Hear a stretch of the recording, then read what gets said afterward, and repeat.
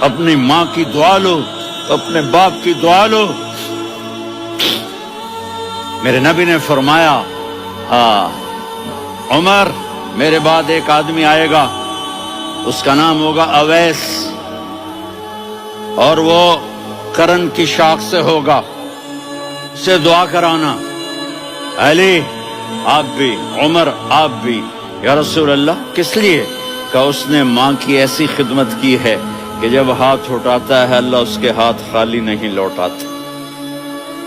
حضرت عمر رضی اللہ تعالی عنہ نے حج کے موسم پر سارے حاجی کھڑے کر لیے، کہا بھائی یمن والے کھڑے رہو، باقی بیٹھ جاؤ۔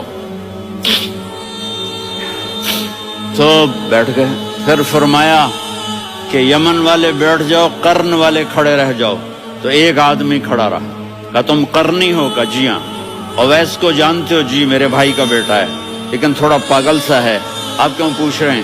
حضرت عمر نے فرمایا وہ نہیں، تو پاگل ہے۔ کدھر ہے؟ کہا جو اونٹ چرانے گیا ہے ادھر عرفات کی طرف۔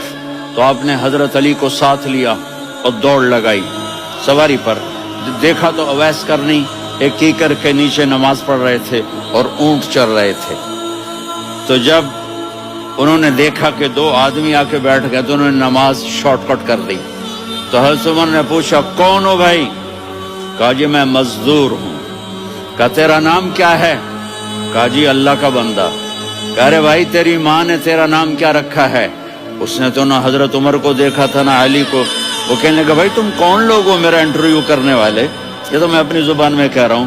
تو حضرت علی بولے کہ بھائی یہ ہیں امیر المومنین عمر بن خطاب اور میں ہوں علی بن ابی طالب۔ تو وہ ایسے کانپنے لگے، میں معافی چاہتا ہوں، میں پہلی دفعہ آیا ہوں، میں نے آپ کو دیکھا نہیں، فرمائیے آپ۔ حضرت عمر نے کہا ہاتھ اٹھا ہمارے لیے دعا کر۔ تو وہ رونے لگی، آپ نبی کے صحابی، میں عاجز مسکین میں دعا کروں؟ میری اوقات ہے میں دعا کروں؟ کہاں، ہمیں ہمارے نبی نے فرمایا تھا اویس آئے تو دعا کروانی ہے۔ عمر اور علی جیسی ہستیوں کو دعا کے لیے کہا جا رہا ہے۔ پیچھے تہجد ہے؟ نہیں۔ جہاد ہے؟ نہیں۔ علم ہے؟ نہیں۔ نماز ہے؟ نہیں۔ روزہ ہے؟ نہیں۔ زکوٰۃ ہے؟ نہیں۔ خیرات ہے؟ نہیں۔ کیا ہے؟ ماں کی خدمت، ماں کی خدمت، ماں کی خدمت۔ میرے نبی نے فرمایا لوگ جنت میں چلیں گے، اویس چلے گا، جب گیٹ پر پہنچے گا تو اللہ کہیں گے اویس کو پیچھے ہٹا دو، باقی اندر چلے جاؤ۔ تو اویس کرنے ڈر جائیں گے کہ یا اللہ جنت کے دروازے پر مجھے پیچھے ہٹا دیا۔ تو اللہ کہیں گے پیچھے دیکھو، ویسے پیچھے مڑ کے دیکھیں گے تو لوگوں کا مجمع ہوگا جو جہنم میں جا رہے ہوں گے، ایمان والے، گنہگار مسلمان۔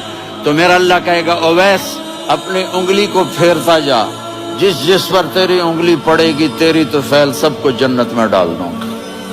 یہ ماں ہے، صرف ڈالر ہی سب کچھ نہیں ہے، یہ ماں ہے۔